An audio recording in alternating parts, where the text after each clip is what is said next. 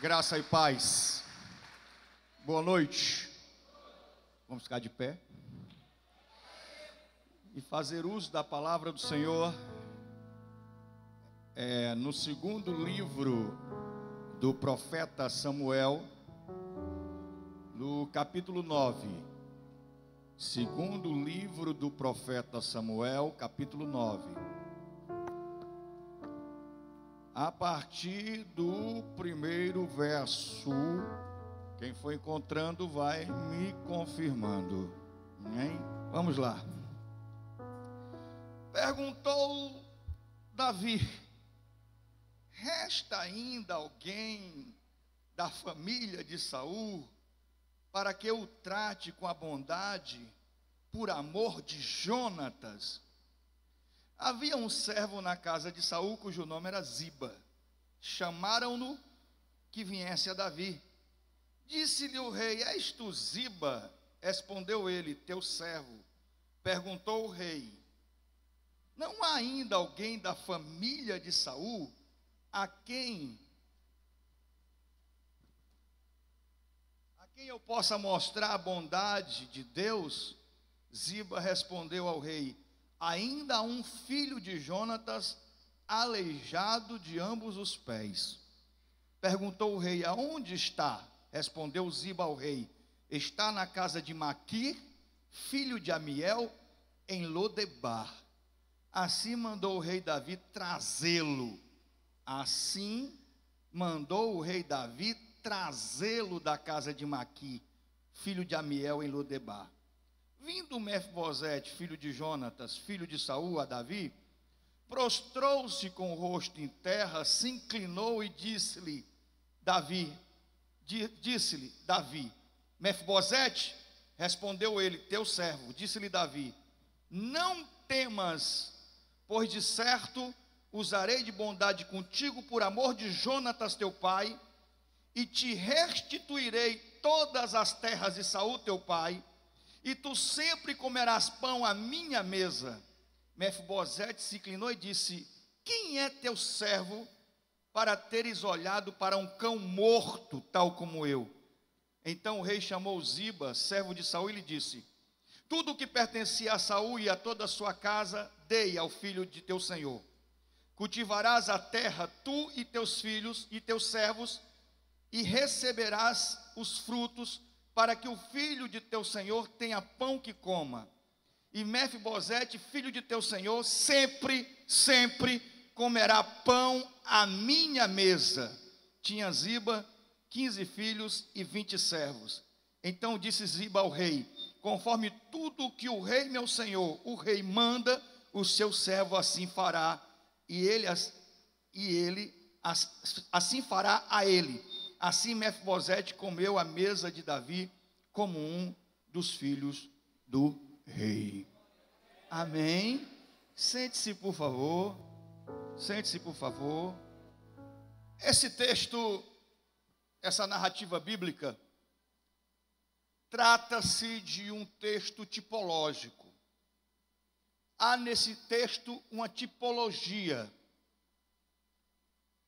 Esse texto revela, em primeiro lugar, uma aliança que existia e que até então era completamente desconhecida.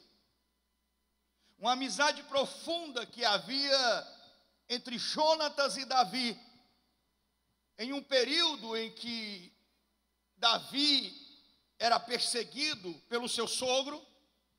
Jonatas, seu cunhado, o protegia. Olha para cá, depois você olha para as unhas. Não tem nada aí nas unhas que seja mais interessante do que a palavra de Deus. Presta atenção na palavra. Olha para cá, olha para mim. Havia entre Davi, uma amizade entre Davi e Jonatas no passado, uma amizade muito profunda. E tão profunda que essa amizade é definida pela palavra de Deus, dizendo que a alma de Davi se ligou à alma de Jonatas. E eles eram como dois irmãos. Guerreavam juntos. Na guerra, um defendia o outro, um lutava pelo outro.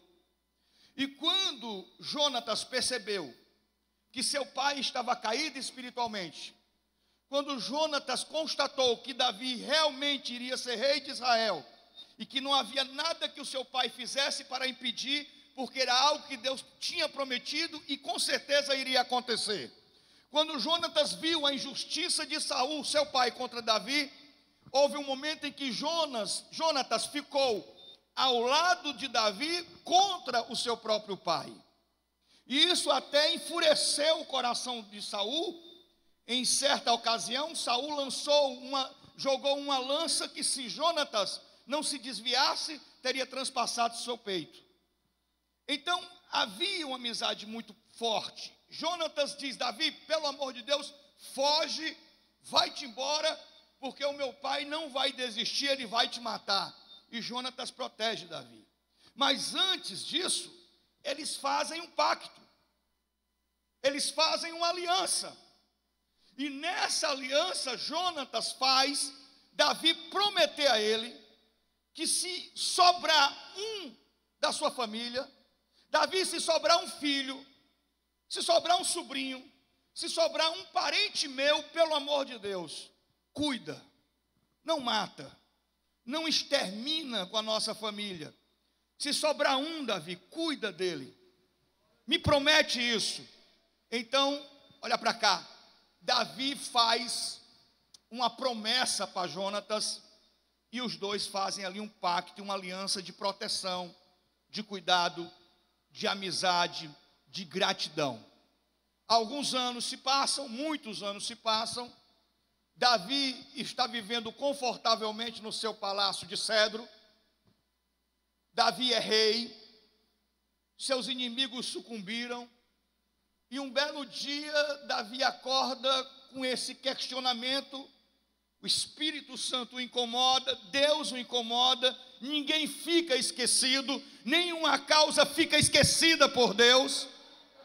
Deus o incomoda e Davi amanhece com esse questionamento: resta ainda alguém da casa de Saul para que eu possa usar da bondade de Deus por amor de Jonatas? Amém? Resta pelo menos um. Olha para cá. Resta ainda alguém da casa de Saul para que eu possa usar da bondade de Deus por amor do meu amigo Jonatas. Ora, abrindo aqui um parêntese, isso não te lembra nada não? Isso não lembra você a nada não? Será que resta ainda alguém para que Deus possa usar de bondade por amor ao seu Filho Jesus Cristo, que morreu naquela cruz?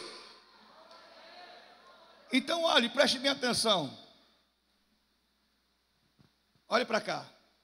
Então alguém diz assim: olha, tem que perguntar para Ziba, porque Ziba era servo de Saul, e todos os bens, todas as propriedades que pertenciam à família do rei Saul são administradas por esse cidadão chamado Ziba. Então, oh glória, obrigado, Senhor. Amém. Chuva é sinal de bênção. Só assim alguns que estão lá atrás vem um pouquinho mais para frente, né? Senão você vai se molhar aí, viu? Mas se você quiser ficar na chuva, não tem problema não. Banho de chuva também é bom, é bênção. Então, olha para cá. Então, alguém diz assim: tem que perguntar para Ziba. Ziba é que toma conta dos bens e das propriedades da herança de Saul. Havia uma herança. Então o rei Davi diz assim: manda chamar esse Ziba aqui que eu quero falar com ele. Então o Ziba vem. O rei está aperreado. O rei quer corrigir isso. Ele quer resolver isso o mais rápido possível. Então manda chamar Ziba. Ziba vem. E o rei pergunta: Ziba, me diga uma coisa. Ainda resta alguém da casa de Saul para que eu possa usar da bondade de Deus por amor a Jonatas? Então Ziba diz: resta, rei. Resta, meu rei. Resta o neto de Saul, filho de Jonatas, aleijado de ambos os pés. O nome dele é Mefibosete. E aonde ele se encontra? Ele vive de favor na casa de um mendigo, lá em Lodebar. Então, só para deixar bem claro, porque algumas pessoas são novatas aqui, ou outros estão engatinhando e dando os seus primeiros passos na fé. Quando Ziba diz: resta um, E aonde ele está? Ele mora de favor na casa de Maquir, um mendigo, lá em Lodebar. Ora, morar de favor na casa do pai e da mãe, morar de favor na casa de um parente. Dizem que visita é igual a peixe, depois de 3 dias já fede, né? A cheira mal. Morar de favor na casa de um parente, você depois que casa voltar para a casa dos seus pais, já pensou? Depois que casou, aí depois tem que voltar para a casa dos seus pais. Eu me lembro aqui, abrindo um parêntese, que quando eu morava ali na casa, que eu construí a igreja no Pan-Americano, e a casa estava caindo, eu tive que fazer uma reforma, eu tive que colocar minha esposa com meus filhos para passar 2 dias na casa da mãe dela, não deu certo. No primeiro dia à noite, ela ligou para mim e disse assim: mande, dê um jeito, eu quero ir embora daqui o mais rápido possível. Eu não aguento ficar aqui. Não foi por nada não, é porque não dá certo. Mas ele morava de favor na casa de um mendigo, um príncipe, um filho de rei, morava de favor na casa de um mendigo. Aonde? Em Lodebar, o lugar mais pobre e mais miserável de Israel. O pior lugar de Israel, o lugar onde viviam as pessoas mais miseráveis. Mefibosete, que era príncipe de rei, ficou aleijado, vítima de uma tragédia familiar. Quando Saul trouxe a tragédia para dentro da sua casa, quando Saul entrou num processo de autodestruição, quando Saul se perdeu, quando Saul entrou em fracasso espiritual e trouxe o mal para dentro da sua vida, e foi o responsável pela destruição de toda a sua família. Mefibosete foi vítima da irresponsabilidade de Saul. E aí, quando a babysitter, a babá de Mefibosete, estava fugindo com ele nos braços, fugindo da guerra, ela tropeça e cai, e as carroças passam por cima das pernas do menino. E o menino fica aleijado de ambos os pés, mendigando, se escondendo. Ninguém poderia saber que ele era filho de Jonatas e neto de Saul, porque Saul era maldito. Saul ele vivia no ostracismo, olha para cá. Ele vivia no isolamento, vivia num lugar de pobreza e de miséria. Então o que é que o rei faz? O rei diz assim: vá até lá e traga ele até aqui. Então chega aquela escolta real, os guardas do rei, os guardas armados nos seus cavalos, nas suas carruagens reais, entram naquele lugar chamado de Lodebar, aquele lugar pobre, miserável, onde as pessoas viviam numa situação terrível, e chega atrás desse sujeito chamado de Mefibosete, que não podia correr, não podia fugir. Onde é a casa de Maquir, o mendigo? Ali. Então eles param lá e perguntam: aqui a casa de Maquir? É. Cadê Mefibosete? Está lá dentro. Alguém trouxe ele lá de dentro e levou até o rei. Ora, ele era o último que restava da família de Saul. Se fosse você, você pensaria o quê? O que era que os reis faziam como norma, como regra, como algo inevitável naquele tempo? Se sobrasse alguém da outra família, matava, para ninguém depois vir querer reivindicar o trono. Não tinha mais ninguém para reivindicar o trono. Então, natural era matar Mefibosete, achar ele e matar, para depois algum grupo não se levantar e dizer: Mefibosete, você é o legítimo rei. Vamos criar uma guerra civil aqui para reivindicar seu trono. Então, o normal era isso. Então, Mefibosete pensou o quê? Eu vou morrer. Eu vou morrer. Davi vai acabar com a minha vida. Davi vai me matar. É o meu fim. É a minha destruição. Coitado, ele não sabia que existia uma aliança a respeito dele. Diz aí, pergunta aí: você sabe que existe uma aliança a seu respeito? Mais forte: você sabe que já existe uma aliança que foi feita a seu respeito, que foi consumada? Você sabe que alguém morreu na cruz e derramou até a última gota de sangue por causa de você, por causa da sua vida? Você sabe disso? Pode aplaudir o Senhor. Mefibosete não sabia. Então, quando ele chega na presença do rei, ele diz assim, ele vem se arrastando pelo chão, se arrastando pelo chão, se arrastando pelo chão. E o rei pergunta: você é Mefibosete? Ele diz: sou. Você é filho de Jonatas? Sou. Você é neto de Saul? Sou. Mas o que é que o rei quer de um cão morto como eu? Ele está dizendo para Davi: eu não passo de um cachorro morto. Eu não tenho valor nenhum. minha vida não tem valor nenhum. Eu sou um sujeito perdido, desprezível. Eu sou um mendigo, eu sou um aleijado, rei. Eu não presto para nada, eu não sirvo para nada. E o rei disse: não, você é filho de Jonatas. E eu fiz uma aliança que diz respeito à sua vida. Eu fiz uma aliança que diz respeito às suas heranças.